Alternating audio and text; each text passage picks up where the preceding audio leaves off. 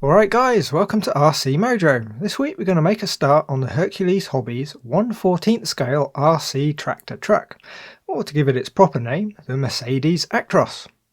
It's largely a copy of the Tamiya model, but there's a few little differences. Now I've not built the Tamiya version myself, so I'll probably miss some of them.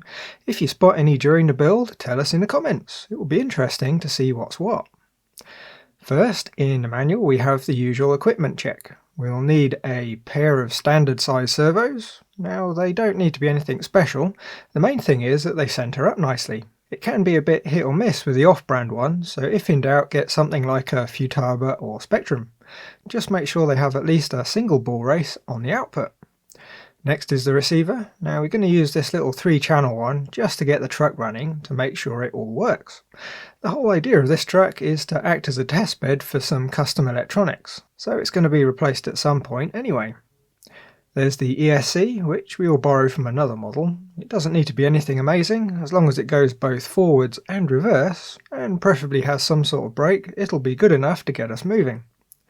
Other than that, there's the usual bits, like the battery, and we're going to be using a 2S LiPo, but 6-cell 9mm are still quite popular with these trucks.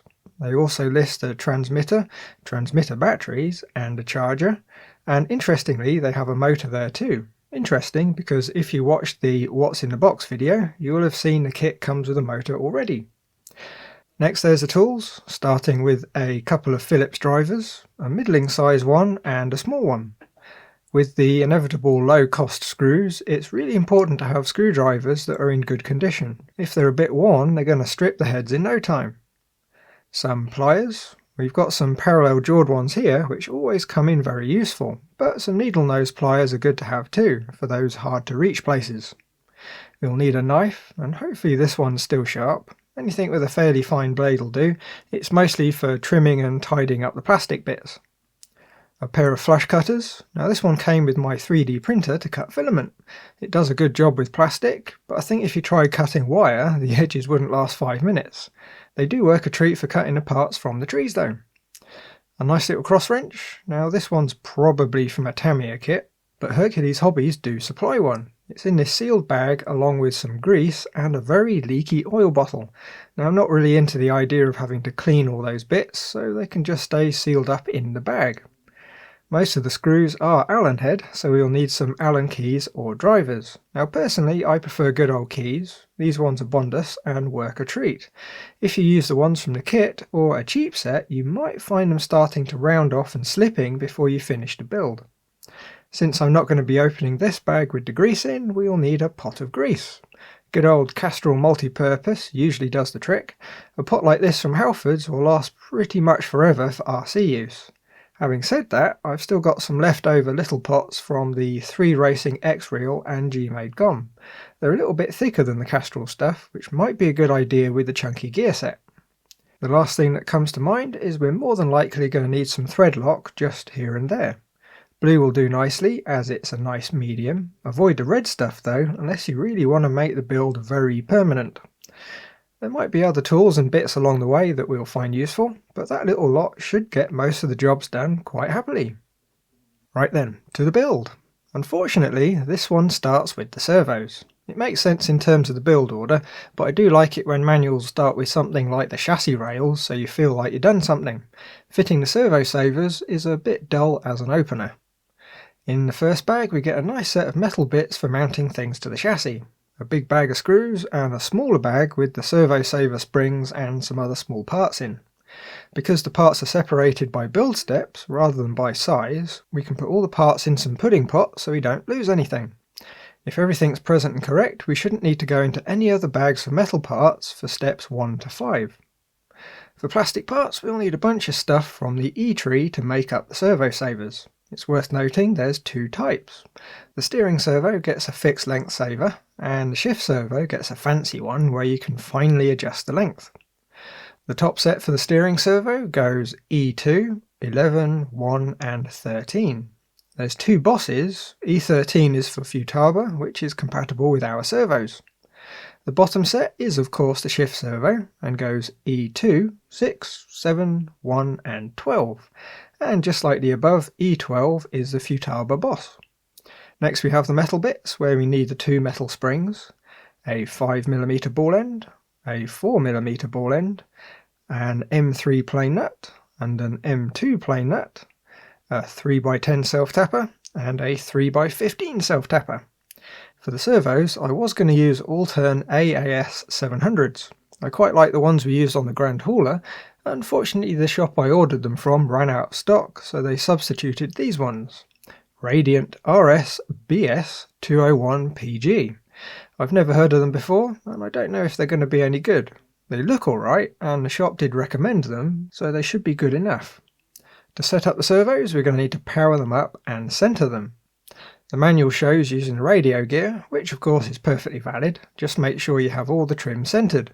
During the build, it's a bit less fuss just to use a servo tester. We just plug the servo in and make sure it's centred without having to rig up all the other gubbins. All we do here then is connect the servo, short press the button to centre lock it, and we can fit the servo saver. Starting with the steering servo, we hold it horizontally and fit the Boss E13 with its little tab pointing downwards, or at least as close as we can possibly get. They're almost always off just a little bit one way or the other. Next is the spring E1 with one of the metal springs pressed over the top. The next bit is the arm itself, but first we need to fit a 5mm ball end and the M3 nut. You can't really get it wrong as the nut has a hex-shaped hole to sit in on the back. We just pop it in and fit the ball end. It's worth noting, just like Tamier's, these servo savers really aren't brilliant, and considering the use of these trucks, just replacing it with a solid arm really isn't a bad idea. It makes driving in a fairly straight line a lot easier. Last then is the plastic washer E2 with the shorter of the two self-tappers down the middle to hold it all together. Now if you end up with a Metal Gear servo, you'll need to source your own M2.5 or M3x10 to replace the self-tapper, unless you go with a solid arm of course. The shift servo is largely the same. This time the Boss needs its tab to the right, the plastic and metal springs go on just like before, and next we fit the base for the adjustable arm. The small ball end and the M2 nut need to get fitted to the end of the arm. Just like the steering one, there's a hex recess for the nut to sit in, making it all very easy. Now the arm can fit to the base. The arm has barbs on it to latch into the base, and we're going to fit it somewhere near the middle of its adjustment for now, as we don't know where it's going to end up. Next we've got the plastic washer and the longer of the self-tappers to hold it together. Again, if you're using a Metal Gear servo, you'll need a machine screw instead. Now it's worth noting for the shift servo, you really don't want to replace it with a solid arm. When shifting, the servo saver reduces the stress on the servo and the dog clutches when you try and shift and things in the gearbox aren't quite lined up, although replacing it with a less sloppy servo saver might be a good option. Right then, step 2, and we're going to fit the servos to the servo mounts. Exciting stuff. We're going to need some bits from the C, Y and Q parts tree for this one. First up we have Q6, the steering servo mount. Like the Tamiya part, it's quite flexible and can add quite a bit of steering slop, so replacing it with an aluminium part probably isn't a bad idea, although it's even better just to move the whole servo to the front of the chassis. From the C parts tree we need a pair of C4s for the servo posts. Lastly there's Y8 and 9, the two bits that make up the shift servo mount. And for screws, there's 4 3x8 self-tappers and 3 3x10 self-tappers. Starting with the steering servo then, we need to fit the post to the mounting plate. One of the posts is fixed position, so we can fit that one first. The square end slots into a square hole on the plate, and one of the M3x8s goes through the back to hold it in. The other post fits in a recessed slot on the other end of the plate. This time it uses a 3x10, and we don't want to tighten it up all the way just yet. We still need to be able to slide the post back and forth so we can set it up for the servo. Now the servo can be offered up to the mount, and we can use the last two 3x10s to clamp it down to the posts. I did find that the included screws could really do with washers under the heads, or washer head screws would be a good alternative too. Before fully tightening the screws, we need to squeeze up the post so everything sits nice and square. The last screws to nip up are the two that attach the post to the plate. When they're all nipped up, the mount should feel about as solid as a plastic mount can be. The shift servo is quite different. This time there's no separate posts. First we need to attach the small adjustable part Y9 to the main part Y8. We fit them together with a 3x8 self-tapper through the slot in Y9 so it can slide back and forth. Just like the steering servo, we'll need to use some washers under the screw heads that attach the servo to the mount, and giving the mount a bit of a squeeze as the screws get nipped up. Lastly, the screw that fixes the adjustable bit gets tightened up too. Well, I think so far the fit and finish of the parts is just as good as any Tamiya, but there's still lots to go. Step 3 then, the chassis rails. Now, I'm quite impressed by the quality of these.